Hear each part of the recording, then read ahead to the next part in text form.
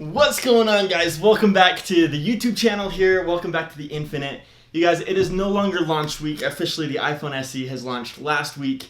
And so this week, we are just back to a normal week of Apple leaks and rumors. But let me tell you one thing. This week is turning out to be anything but normal so far. We have quite a few leaks to share with you this morning. We have leaks on everything from Beats Music to the iPhone to a controller for Apple Arcade. So lots of things I want to talk about today, and let's just jump right into it. Okay, first of all is the new Magic Keyboard for the iPad Pro. Now, as you know, this is the new floating design iPad Pro Magic Keyboard with cursor support. Overall, the majority consensus is that people like this keyboard. Now, it's an expensive keyboard. It starts at $299 if you have the 11-inch iPad Pro. If you have the 13-inch iPad Pro, it's going to jump you up to $349. So it's going to be a very expensive keyboard, but pair that with the iPad and you're really getting into high-end MacBook Air / MacBook Pro category pricing range. Honestly, this keyboard is going to turn your iPad, more than anything else, it's going to turn it into a laptop-like device. If this is the accessory you've been waiting for, it's perfect. If you're somebody trying to force an iPad into your life when you don't need or want it to be more than a Netflix player, it's not going to solve a lot of your problems. I think that this is exactly true. If you're really trying to replace your laptop, I think that this Magic Keyboard for your iPad Pro is a must-have. It is going to solve the problems for the iPad Pro that kept it from being a laptop in the past.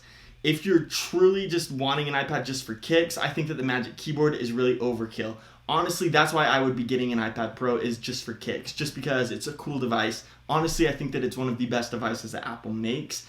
Is the Magic Keyboard for $299, starting at $299, is that worth it? Honestly, it depends on what you're going to be using it for. And if you just want the cool factor of having the new keyboard, I mean, it floats, for Pete's sake. That in and of itself is pretty awesome. Okay, next up, there's a leaker, and he posts a lot to Twitter. His name is John Prosser. His leaks have been dead on. I mean, the iPhone SE, everything that he said about the iPhone SE was dead on the head, from release date to specs to colors, everything. John Prosser hit the nail right on the head with that. So he tweeted, I'm not going to say that the Final Cut is coming to iPad, but here's the huge deal. Xcode is present on iOS, iPadOS 14. You guys, if this is true, if Xcode really is coming to iPadOS, this is huge, not only for the iPad, not only for coders, but it's huge for the implications of what Apple sees the iPad Pro doing in the future. The iPad Pro, it says it in the name, it's a Pro device. Bringing Xcode to the iPad Pro says that Apple is opening up the door for more of those Pro apps to come to the iPad Pro in the future, such as Logic Pro, Final Cut Pro. Adobe is already moving a lot of their programs over to the iPad, and they've been doing an incredible job with it, you guys. Photoshop kills it. Lightroom on the iPad Pro kills it. So now that Apple is starting to move some of their Pro apps over to the iPad Pro, I think that this says a lot for the future of the iPad becoming a true laptop replacement. I think that there will always be a place for the Mac in the future of Apple. Personally, at this point, to get work done, I prefer the Mac for certain reasons. And I think that the iPad Pro could become more of what the Mac is right now, but I don't know that it necessarily should. The iPad Pro serves a very unique audience, and it's honestly a lot more fun to use than a MacBook. So with Xcode coming to the iPad, it makes it more of a productivity device, which is fantastic. And it'll be awesome to see what comes to the future after Xcode. One concern about this is memory on the iPad Pro. The very high-end iPad Pro maxes out at 6 gigabytes of RAM. MacBooks, on the other hand, they're going to start at 8 gigabytes of RAM. So you max out on the iPad Pro with 6, MacBooks start with 8, and you can take a MacBook all the way up to 64 gigabytes of RAM. You can take the Mac Pro all the way up to 1.5 terabytes of RAM. So the difference of RAM availability on the iPad Pro versus a Mac is huge. Will this hinder the creation of Pro apps for the iPad Pro? We'll have to find out, but Xcode coming to the iPad Pro, that's a huge first step. Okay guys, next up is some iPhone 12 leaks. Now, if you missed Everything Apple Pro's video on the iPhone 12 exclusive leaks that he had, you have to check that out. That video was incredibly well done. I'll leave a link to it down below just so you can go watch it. Awesome video, awesome concepts. One of the things that they talked about was the notch being smaller than the current notch on the iPhone 10, 10s, and 11 has been.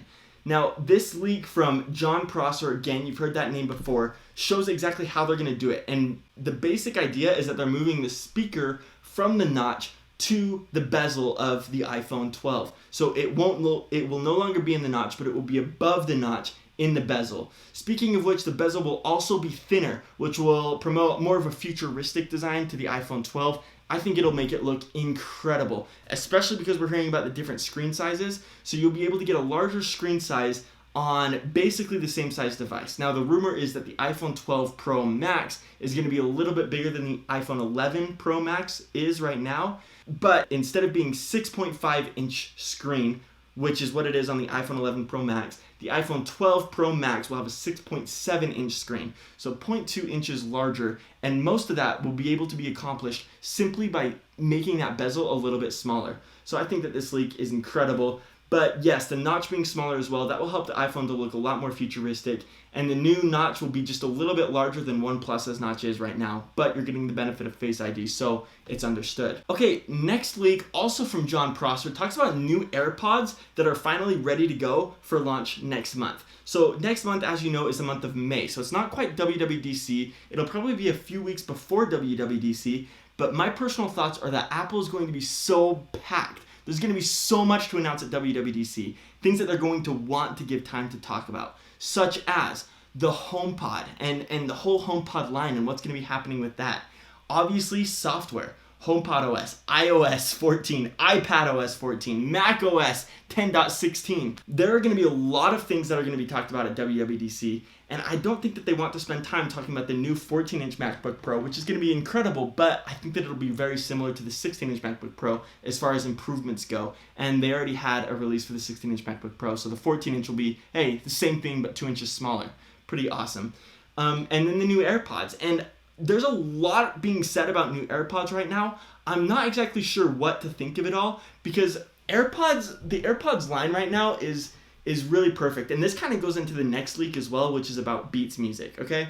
And I'm just going to tell you the next leak right now because it's a big deal.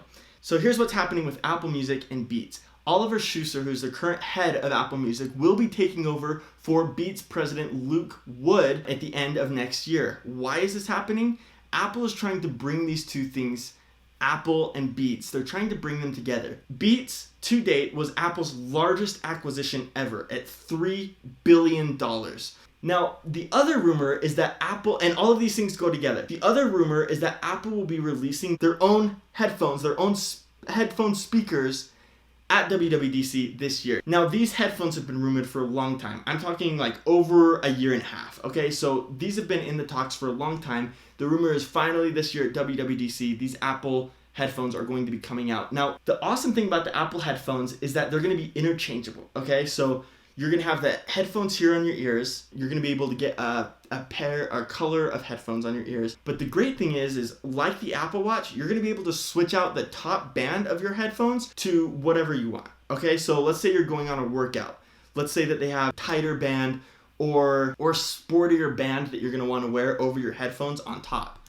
Awesome. You can switch that out easily. Now you're going to sit down and do some work. You kind of want to look a little bit classier. Let's say you're jumping on a Zoom call. Grab out your leather band, easily switch it in, as easy as it is to switch out Apple Watch bands. It's going to be that easy to switch out tops on your Apple headphones. Now, these are going to be awesome, but my question is, why is Apple doing this? My personal thought is something called the monopoly effect, okay? I like to support smaller companies and smaller brands. Now, I know that Apple is one of the largest companies in the world, but to me, they still feel like a small, exclusive, awesome brand. And I think that it feels like that for a lot of different people. When Steve Jobs came back to Apple after being kicked out, Apple was selling lots of different products. They were selling cameras, they were selling printers, all kinds of things. They were all over the map, kind of like Samsung is today or LG, right? All kinds of different things. Steve Jobs came in and said, no, we're only going to sell 4 products. He drew up a grid on a whiteboard. He said, this is work, this is personal. On the x-axis, we have work, we have personal. Up top, we had mobile, stationary. Then they filled each of these quadrants. Apple sold 4 products. This is what really jump-started them to profitability again, is Apple did only a few things, but they did it extremely well. Then, of course, Apple jumps into the iPod business, the music business with the iPod, killed it. Then iPhones. Then iPads. You can see how the product line is expanding. And now there's Apple services too. You have Apple Arcade, you have Apple Card, you have Apple News Plus, Apple TV Plus. There's all kinds of things going on now. Is it too much, is my question. I love Apple. I love Apple, and you guys know that about me. But is it too much? Everybody wants to support the smaller company. And so I worry that Apple making its own headphones and not branding them as Beats headphones will be a detriment to the company. With Oliver Schusser taking over Beats as well as Apple Music, that is going to be coming even closer together. There's also rumors that Apple is going to be discontinuing the Beats line altogether, focusing solely on AirPods and their new Apple headphones. It worries me a little bit. And now this also goes into the next rumor, which is coming from 9to5Mac. They picked up a report of a user on Twitter whose username is Love to Dream, and he's been right about Apple leaks in the past. Now, a little while ago, about a month ago, he said Apple is developing their own game controller. Yesterday, he retweeted it with the comment, "This year or next year, you'll see it." Okay, so it's a little vague. The basis is Apple is developing a game controller. Is this beneficial for Apple? As you know, Apple started supporting Xbox and PlayStation controllers with Apple Arcade. Awesome, super cool, and kind of strange for Apple to open up the doors to third-party companies like that, especially competitors. I think that Apple will release their own game controller specific to Apple Arcade because there's a niche for that. My worry is that Apple stops revolutionizing and they stop doing things perfectly because they do so many things. And I'm worried that their game controller just looks like a PlayStation game controller with an Apple logo on it. And if that's the case, if it does, I say don't do it. Because Apple then starts to lose some of its exclusivity as a brand. All right, so those are the leaks I wanted to share with you today. You guys, this is an awesome time to be an Apple fan. We have new AirPods, new MacBooks coming next month. In June, we have new HomePod, tons of new software, AirTags coming out, and I have more leaks for you on AirTags tomorrow. You guys, it is an incredible time to be an Apple fan. And if you like what you see here, like and subscribe down below, you guys. It really does help me out. My goal is to get to 1,000 subscribers by the end of this year. So please like and subscribe. You'll be doing me a huge favor, and it will enable me to keep on making content like this. And also, hopefully, to be able to buy the $700 Mac Pro wheels, because you guys, there's nothing more that I want than to frame those wheels in my room and just think, wow, each of these is worth just under $200 for a wheel. I mean, I would do everything on those wheels. Can you imagine replacing your skateboard with the Mac Pro wheels? You guys, that would instantly be one of the most expensive skateboards in the entire world. So anyways, thank you so much for joining me on today's episode of The Infinite. Okay, thanks so much. I'm gonna turn the fan on because it is hot in this room. Have a great day. See you tomorrow.